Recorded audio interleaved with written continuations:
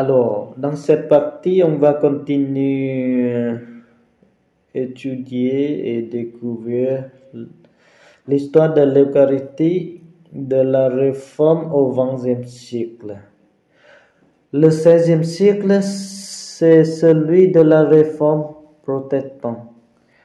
Le Concile de Trente, 1545 et 1565, fut convoqué pour réagir à ce mouvement et corriger certaines dérives théologiques, notamment au sujet de l'Eucharistie.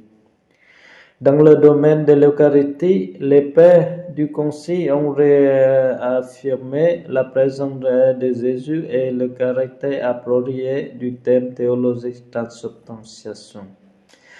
Ils ont également défendu la nature sacrificielle de la messe contre les réformateurs.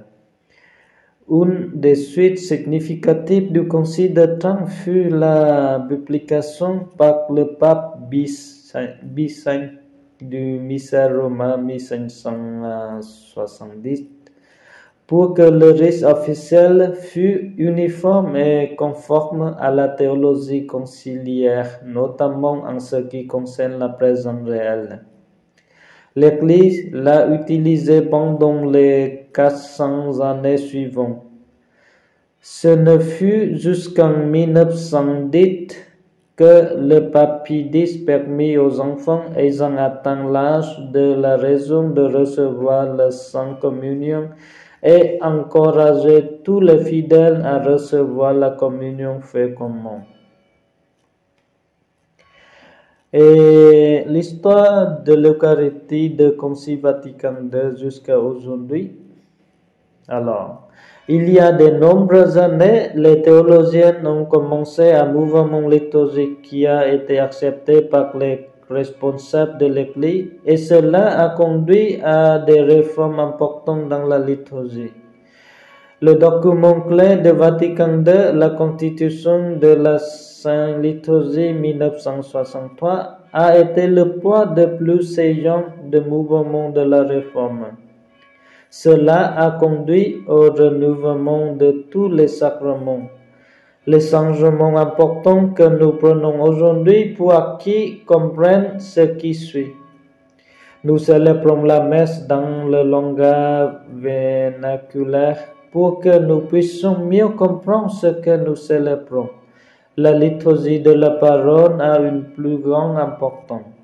Les directives indiquent aux prédicateurs de développer son homélie sur la part des lectures.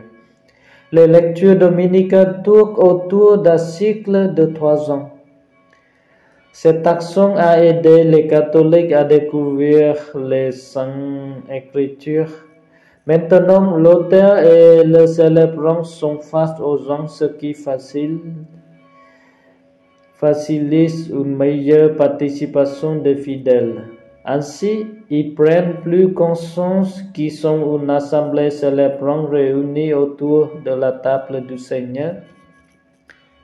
La messe aujourd'hui comprend la prière des siècles, qui fait le lien entre la vie de ceux qui célèbrent, du monde, de l'humanité de l'Église et de l'Eucharistie. La participation active de l'Assemblée est un aspect important de la liturgie après Vatican II. Avant, il était très courant de parler d'aller à la messe. Aujourd'hui, nous préférons dire que nous célébrons l'Eucharistie. La messe n'est pas une affaire privée. C'est un culte public où la communauté dirigée par le prêtre s'unit pour remercier, louer et adorer Dieu. Le rite actuel permet de recevoir la communion sur le main et la communion sur les deux aspects. Les laïcs, hommes et femmes, peuvent servir dans de nombreux ministères liturgiques, par exemple, comme lecteur, ministère de l'Eucharistie, service du cœur, porteur des offrandes, En résumé, Vatican II a voulu faire de l'Eucharistie une célébration de toute la communauté. De nombreuses réformes nous aident à mieux comprendre le symbolisme de la signification de la messe. Il nous aide également de renforcer notre unité en tant que communauté. Enfin, l'une des choses les plus importantes dans l'histoire de l'Eucharistie, c'est qu'au début, il n'y avait pas une façon unique, uniforme et originale de célébrer la messe. Il y avait autant de façons de célébrer l'Eucharistie qu'il y avait de communautés chrétiennes. Ce n'est que progressivement que les célébrations sont devenues plus fixes et uniformes. L'Eucharistie a été incarnée ou enculturée dans ses différents contextes culturels. La langue parlée par les personnes qui vivaient dans un lieu donné est devenue la langue liturgique utilisée pour l'Eucharistie. Copte, syrien, grec, latin, etc. Les vêtements, les gestes, le vin et le pain, les objets liturgiques, la musique, etc. De la raison ont été incorporés à la liturgie. Ce sont les aspects humains ou culturels de la célébration eucharistique.